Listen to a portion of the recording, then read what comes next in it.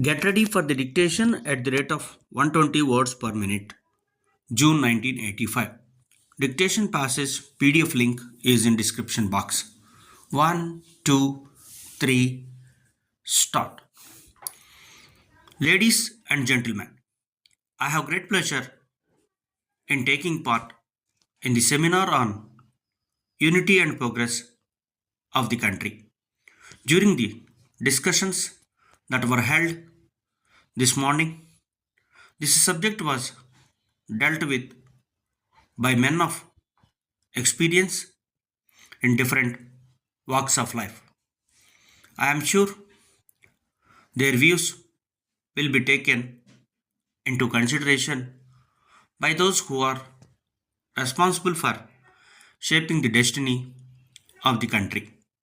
I would like to share with you some of my thoughts in this matter. In the first place, when we talk of unity, some may wonder why this is talked about over and over again at a time when we are already united. It is natural for them to think like that. I also agree with them to some extent. But as one who took part in the freedom movement and who is interested in the unity and progress of this country, I request them to look at this matter from a long range point of view because I have a feeling that there are some sections of the society here and there which are trying to disrupt the unity of the country. After India became independent, popular governments are functioning both at the center and in the states, and they are doing their best to meet the requirements of the people and to raise their standard of living by implementing a number of schemes. In spite of this, due to the growing needs of the people, they expect more and more from the government. How this can be done is the question.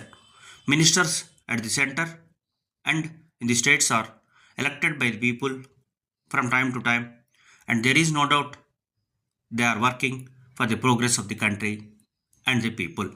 But on account of number of unforeseen circumstances, we have not been able to progress to the desired extent. One of the reasons for this situation is when there are floods in some parts of the country and a drought in some other parts.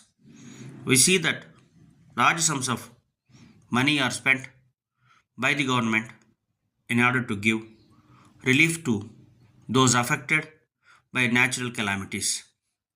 In addition to this, a sizable sum of money has to be spent for the defense of the nation, without which freedom cannot be preserved. It is only after meeting these inevitable items of expenditure, the revenues of the government have to be spent for other essential items. While doing so, it is very often seen that the available funds are not sufficient to meet the needs of the people, and there are grievances here and there. Taking into consideration these aspects, the government and the people have to work together to make the best use of the natural resources and increase the national wealth. For instance, in areas where there is irrigation facilities, we must increase the production of food grains.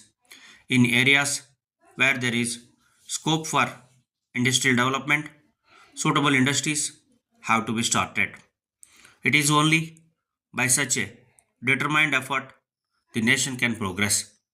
Another matter is that while we have to take advantage of the latest developments taking place in the advanced countries and adapt them, we have to see that in our country, where there is plenty of manpower and vast areas of land available for exploitation, we have to plan in such a manner as to provide work for all our citizens.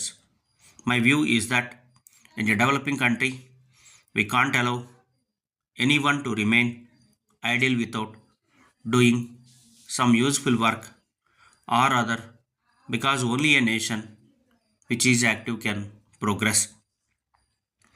Letter dated 10th April 1983 from Thiru M. Sardi, Advocate Rajaji Salai, Madras to Messrs.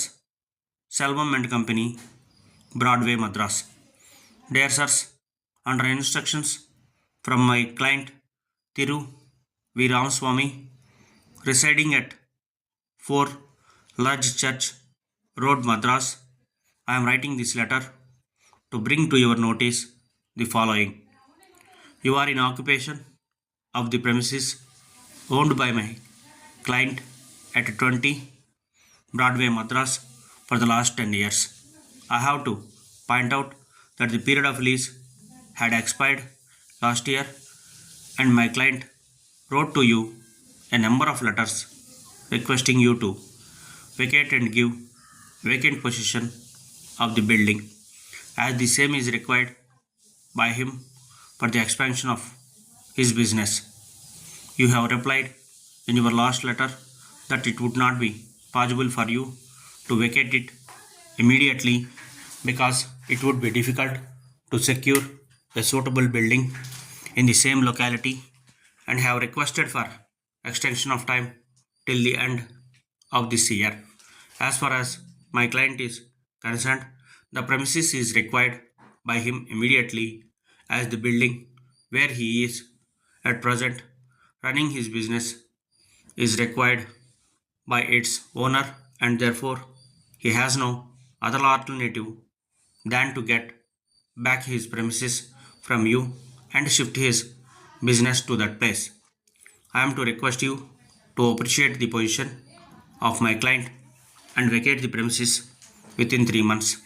Thanking you, yours faithfully, Stop.